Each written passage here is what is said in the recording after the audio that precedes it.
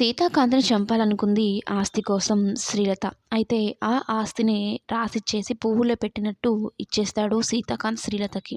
ఒక్క మాట కూడా రామలక్ష్మికి చెప్పకుండా సంతకాలు చేయమంటాడు.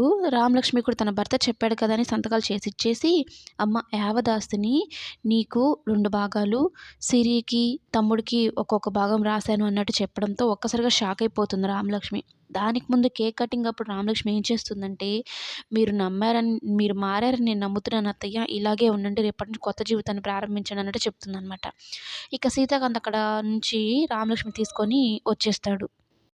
వెళ్తూ శ్రీలత ఫోటోని కూడా తీసుకొని వెళ్ళిపోదాము. ఈ ఆస్తితో మనకు సంబంధం లేదు. ఇంట్లోనే ఉండకూడదు. మా అమ్మోళ్ళకి వదిలేద్దామని ఫోటో తీసుకొని వెళ్తూ ఉంటే, ఇంతలో శ్రీలత గ్యాంగ్ వస్తుంది.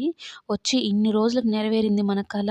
ఆస్తి మొత్తం మన చేతిలోకొచ్చింది అనుకుంటూ ధన, సందీపు, శ్రీలత, శ్రీవల్లి అందరూ సంతోషంగా మాట్లాడుకుంటూ ఉంటే, ఆ మాటల్ని పైనుంచి అటు సీతాకాంత్, రామలక్ష్మి కింద సిరి వింటుందనమాట. సిరి విని ఒక్కసారిగా షాక్ అయిపోతుంది.